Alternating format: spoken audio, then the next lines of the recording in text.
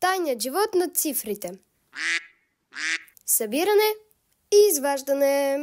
Нали знаете, че мама Пет има голям корем, защото тя чака 5 деца. 5 деца? Леле! Тя се замисли какви ли ще са те. 2 момчета и 3 момичета или 3 момчета и 2 момичета. Тези 3 цифри 5, 2 и 3 формират гривна. Гривната на 5. Тази гривна е магическа. Тя ще ти решава сама всички задачи с плюс, с минус, даже и с непозната цифра. Слушай само 2-3 важни правила. Ето как работят всички гривни. В този квадрат пишем винаги най-голямата цифра. Цифрата в квадрата определя името на гривната. Например, тук е гривната на 5, а тук коя гривна? Гривната на 3. За сега нека попълним нашата гривна на 5. Имаме цифрите 5, 2 и 3. Най-голямата цифра 5 поставяме в квадрата. Останалите цифри разпределяме в кръгчетата. Когато имаме задача с плюс, събираме винаги кръгчетата. Заедно става числото в квадрата. 2 плюс 3 равно на 5. И забелязваме, че 3 плюс 2 също е равно на 5. Няма значение в кой ред събираме кръгчетата. Ето по-трудна задача. 2 плюс колко е равно на 5? Ами имаме 2, имаме 5. Кой липсва? 3. Отговорът е 3. Новата задача е: не знаем колко плюс 3 е равно на 5. Имаме 3, имаме 5. Кой липсва? 2. Отговорът е 2. Не е ли лесно? А с задачи с минус работи ли? Да, виж.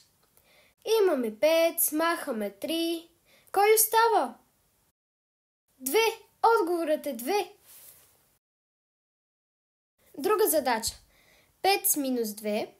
Имаме 5, махаме 2. Кой остава?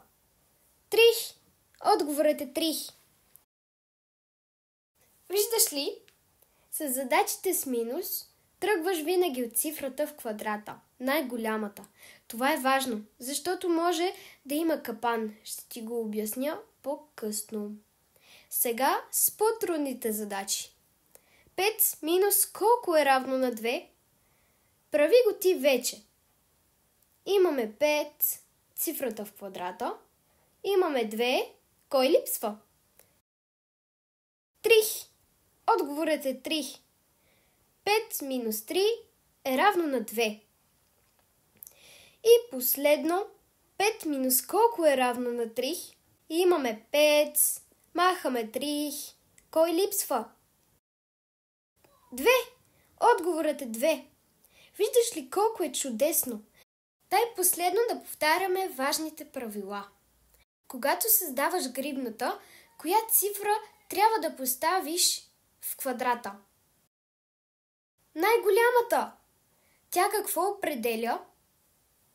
Името на гривната. С задачите с плюс какво събираш? Винаги събираш кръгчетата. Заедно стават кое число? Този в квадрата. Как добре се справиш! С задачите с минус, задачата започва винаги с умаляемото. Можеш ли да кажеш думата умаляемото? Същата, която намираме в квадратчето на гривната. Да, най-голямата. Всички други цифри са по-малки от нея. Ако не е така, имаш грешка. Последно, с задачите с минус, винаги се увери, че си действително в добра гривна. Например тук. 3 минус 2.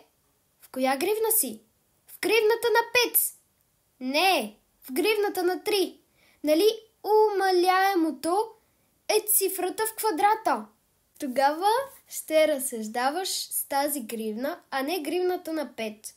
Всъщност всички капани, които ще срещнеш, са съседи, за които говоря в друг урок. Ти вече знаеш отлично, че отговорът на съседите е винаги едно. Това е лек капан, но аз съм сигурна, че ще се справяш. Разкажи ми ти тази картина. Мама Пет чака 5 деца. Какви ли ще са те? 2 момчета и 3 момичета или 3 момчета и 2 момичета? Благодарение на този разказ можеш сам да попълниш гривната на Пет. Има още една гривна за Пет. Коя е тя? Гривната на рождения ден. Говоря за нея в друг урок. Тя е проста. Ако сега си на 5 години, значи преди рожденият си ден си бил на 4. Готова! Моля, харесвайте видеото. Много е важно YouTube да разбере колко е готино.